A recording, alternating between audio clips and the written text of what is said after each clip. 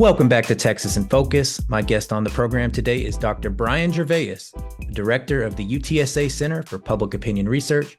Dr. Gervais, thank you so much for joining the program today. Happy to be here. Thanks for having me. Absolutely. So let's just start with the basic question. Tell me more about the Center for Public Opinion Research. I know y'all started recently, so tell me about its founding, its mission, and its goals. Yeah, so we first launched a center this past fall. We had our official launch in December. And we decided to create a center like this to fill a couple of issues we saw.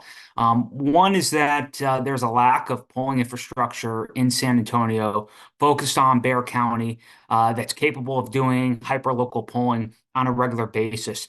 There's been entities in the past that popped up and attempted to do this. But San Antonio has consistently lacked any sort of polling institute that's housed within an academic institution that's capable of doing lots of polling and focused on probing the issues and concerns of Bexar County residents on a long-term basis. And so you look at other similar cities, even in Texas, in San Antonio, you look at Houston, and Houston is served by the Kinder Institute, which is housed at Rice, which does a number of polls, different types of polls on Harris County residents and Houstonians, gauging their policy concerns, gauging their attitudes, gauging their opinions on a number of issues. And this informs a lot of policy decisions. Is able to, and is a source of information for organizations that are active in Houston and Harris County, and also policymakers, right? Local officials as well. And so San Antonio didn't have anything like that. And we thought, well, San Antonio, we're the seventh largest city in the United States.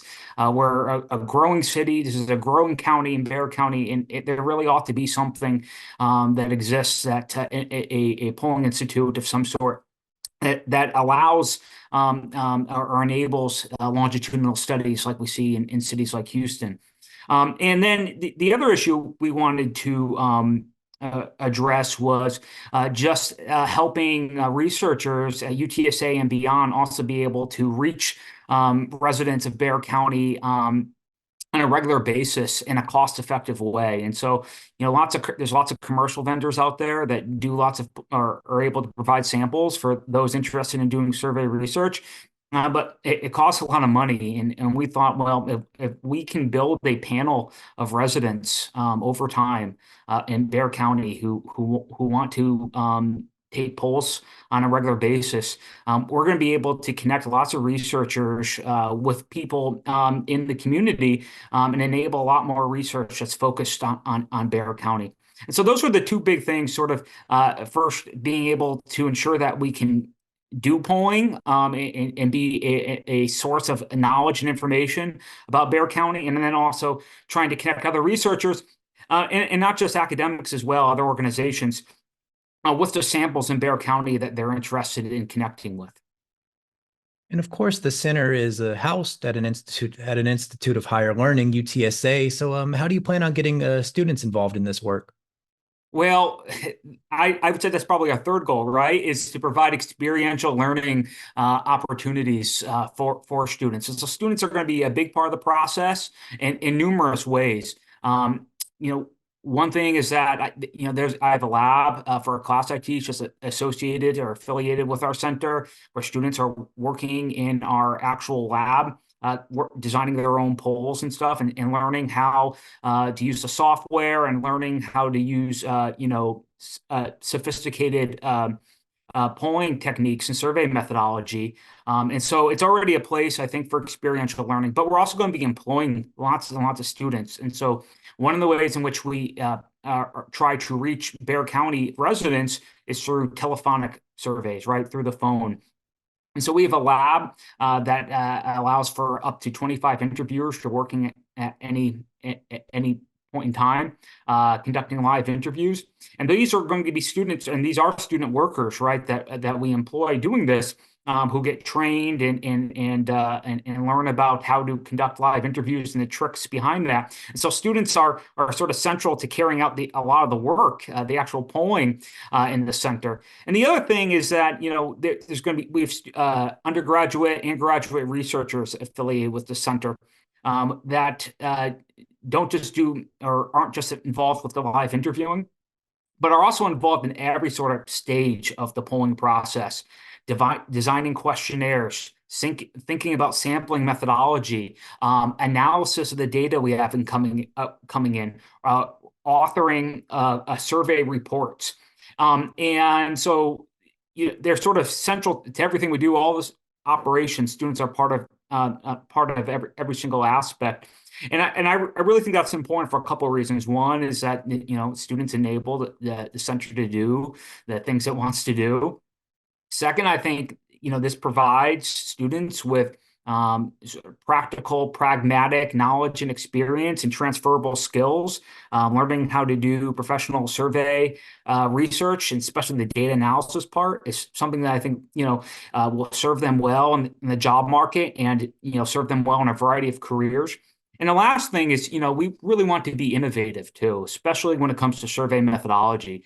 There's no question that the polling industry faces some problems, some issues, a crisis of confidence, if you will. I think there's real issues that the polling industry faces. And then there's, of course, the public's perception of polling and its accuracy.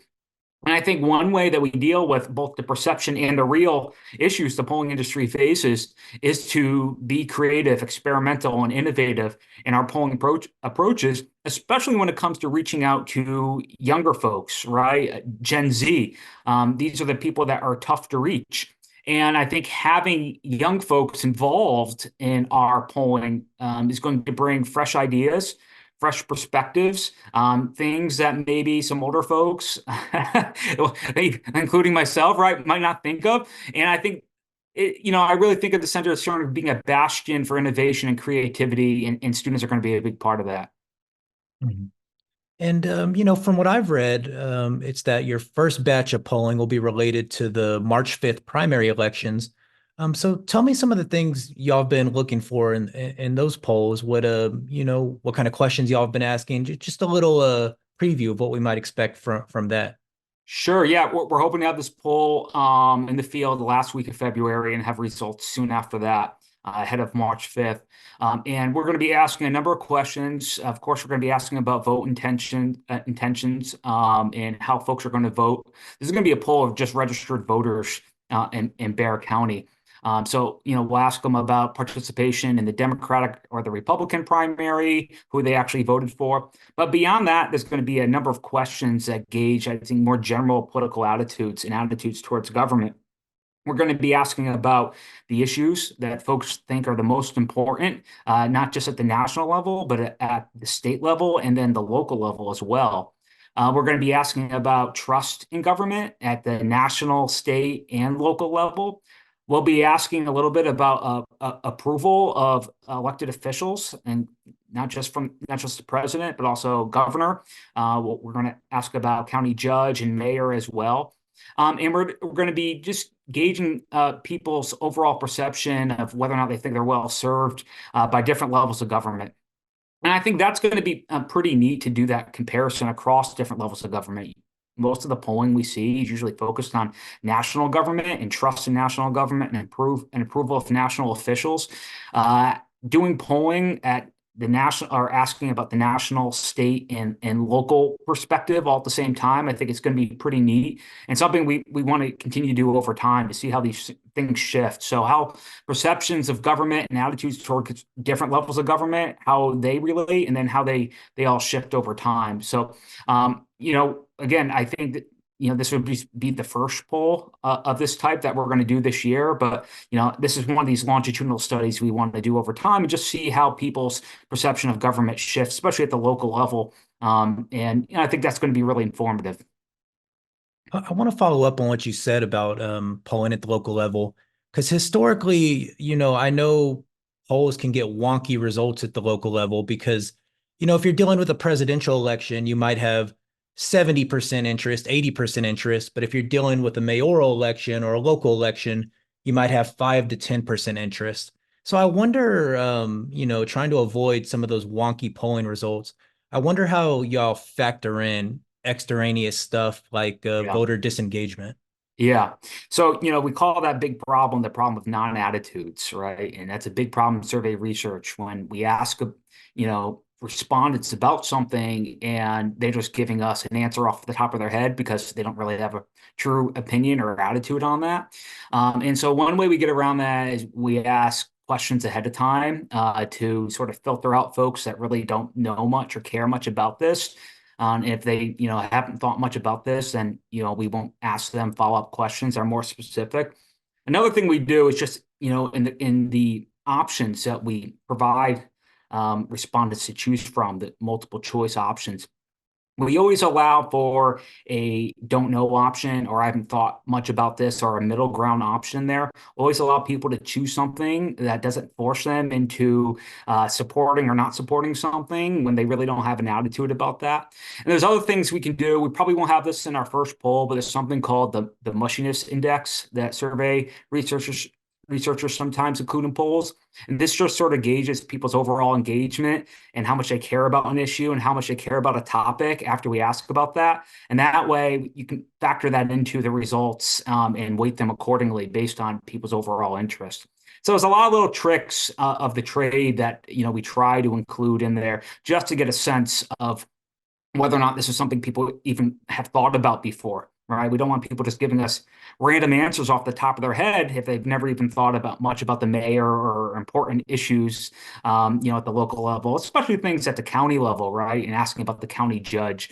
I don't think that's something people typically think a whole lot about. It's not, a super salient level of government. And so we want to be careful not to pull in folks and have that really don't care much about this or haven't thought about this and have that affect our overall results. Well, that'll be fascinating to see how that turns out, just because I know San Antonio has many years where I think we're in the single digits on voter turnout on Yeah. some of the mayoral stuff. Yeah, yeah, yeah, and maybe that'll change, right? There's talks of shifting when our municipal elections occur out of April, and into November. So we'll see if that happens. But yeah, I think that's absolutely right. So one thing we're excited to actually do is actually to do polling ahead of the April local elections. Coming up in 2025, just because I think that'll be a pretty neat, unique type of polling. And I think that's going to be a learning experience. As you pointed out, there's lots of people who have no idea these elections are going on and don't really care. And so, how much we can get, accurate results out of this, especially in looking at overall support, I think it's going to be a challenge, but it's one we look forward to as well. I think doing hyperlocal polling it certainly has its pitfalls, and you can probably get a lot of things wrong, but I also think it's something that is worthwhile pursuing to try to figure out a methodology that works, just because it would tell us so much and be so useful when it comes to policy making at the local level, and also just organizations, how they engage with the population. And we hope that this is something that elected officials are going to pay attention to as well. And I want to move on to something you said about Houston and how, their voters and their policymakers kind of gain from the fact that they have consistent local polling. And so they know what the issues are. San Antonio historically has had very inconsistent polling. Maybe one cycle we have it, the next cycle we don't have polling. So why is it important just for, a big city like the seventh biggest city or just any top 10, top 20 city to be polled on a consistent and accurate basis? Yeah. So I think there's two things there. I mean, one is that, policymakers need to figure out what the public's concerns are one way or the other, right? And there's a number of ways they can do that, I'm sure. I mean, meeting with, folks in the community, holding events and having that sort of one-on-one interaction. And then, of course, hoping that folks write into your office or call your office and tell you what they think. But I don't think that's super representative as well. That those are typically, really engaged people who they'd hear from through those means. And so I think polling is important if we want to give voice to a more representative, broader spectrum of the population, right? And so that's why I think it's really important to get the methodology right, make sure our polling is representative, and give, I think, elected officials and people more generally, a better sense of what the concerns of residents of Bexar County are, and not just the most engaged folks, who take those extra steps to, interact with elected officials and public officials. And the other thing I would say is that for San Antonio, I think it's particularly useful and interesting to learn about what the public cares about and what their attitudes are, and what their concerns are, because San Antonio, in many ways, I think is, can be understood as what the United States is going to be like in in 10, 15 years, right? So you had the chief of the U.S. Census Bureau make this point. Gave a talk here in San Antonio and says, if you want to understand the United States in a decade, or decade or two, you need to understand San Antonio. And that's why it's so important to do really good survey work in San Antonio. And so, when we heard that, we thought we agree 100%, right? That's what we're aiming to do, and not just have, decennial a census, understand to understand San Antonio voters, but regular surveys of the population we think will be useful. So I think the information that we gather and the polling that we will help enable that survey research that we're going to be a part of. It's not just going to be useful for the local community and the county. I think it's going to be useful for folks outside of San Antonio as well, who are interested in understanding, the challenges the United States is going to be facing, in the years to come. And as we start to wrap this up, you did mention in an earlier answer about the crisis of confidence when it comes to polling. So I guess just as the leader of, an academic center focused on polling, I just love to hear your retort for when people say something along the lines of, the polls are always wrong, the polls don't matter, the Yeah. polls were wrong in 2016, they were wrong in Yeah. 2018, wrong in so-and-so election. What's the academic pollster's response to complaints like that? So I think it's a really complicated question, right? And there's a lot of different answers here. So, to the extent that the polling was off in 2016, 2020, I mean, they're off at the national level to some extent, but a lot more of the myths that, people care about, which is, calling it wrong, let's say in 2016, happened at the state and local level. And so, that's something we're trying to be a part of a solution to, is doing better polling at the state and local level. Because national polls, generally aren't all that off. The errors aren't that bad historically. So I would say, that's one thing. The other thing I would point out is that, polling might be off sometimes when it comes to predicting election outcomes, but that's only one facet of what survey methodology and polling of the public is all about. And just because, we might not pick up, enough voters for one particular candidate, and be missing that, doesn't mean that all the data is wrong, because it crosses, people, when we're asking about, let's say, health issues, right? That's not necessarily going to be, a biased sample, perhaps, right? If we want to understand what the health concerns of the population are, right? Or when we talk about things like preparedness for emergency preparedness among, residents, that's not necessarily going to be something. If it's off with, let's say, predicting a particular electoral outcome, it might not be off when it comes to that. And so we're, interested in a much broader set of questions and issues than just who's going to win an election. And so, I think, we want to get it right on the election stuff, the electoral stuff, absolutely. But I think, there's lots of stuff that we can get right, even if the electoral stuff is a little bit off from time to time, and that information we're collecting has value. And again, I think something we're going to be working on is ensuring that our polling is as accurate as can be in the 21st century. I mean, communication has changed a lot. It's not as easy it is to get representative samples as it was 30, 40 years ago when you had random digit dialing, which was the gold standard for polling. Everyone had a landline in their household and picked it up before caller ID. It was really easy to get good representative samples. These days that's not the case, and it's much harder to reach folks and get people to respond and take surveys now. But we want to be innovative in the way we do this to ensure that our sampling is and our polling overall is as accurate as can be. And I'll close with this. Just tell us about, the center's plans for the rest of 2024 in terms of polling, and then just where voters will be able to find the information that y'all retrieve. Yeah. So, we're going to do several periodic polls, focus on elections throughout 2024, and we'll release that data on our website, UTSA, CPOR. You can Google that and you can find our website. It's probably be released through news media as well. And so those polling results will be out there. But in addition to that, I think the bigger, broader project of the center over the next couple of years is going to be building this panel of voters, of residents, rather, I should say, in Bexar County, of folks who regularly will partake in our surveys, especially our longitudinal ones, our surveys over time.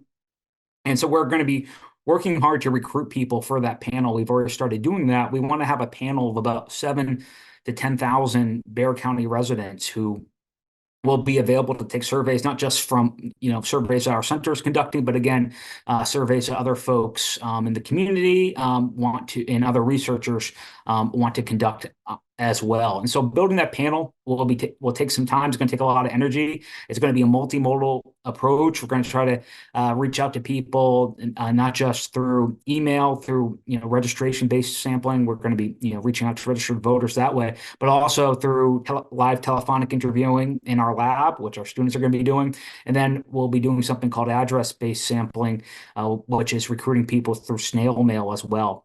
And I want to emphasize that, we'll be providing incentives as well. So, people are taking our surveys and join our panel and, they can rewards. We're going to be giving out gift cards for completions and so many completions of surveys. And we hope that will increase the amount of response rates we get and participation in this panel.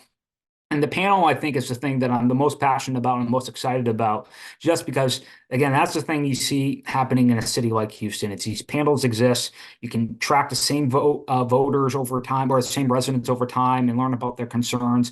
And I think that's going to be something that's going to be really useful to have in San Antonio. So, we'll be doing those pollings. We're going to be partnering with other organizations, partnering with other researchers as well to help them reach voters and do some sampling on their behalf. And so we're going to say we're really busy and hopefully we'll get out some good survey research for folks to consume.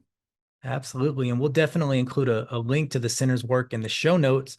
And with that, that's Dr. Bryan Gervais, the director of the UTSA Center for Public Opinion Research. Dr. Gervais, thank you so much for joining the program today. Thanks for having me. It's been fun.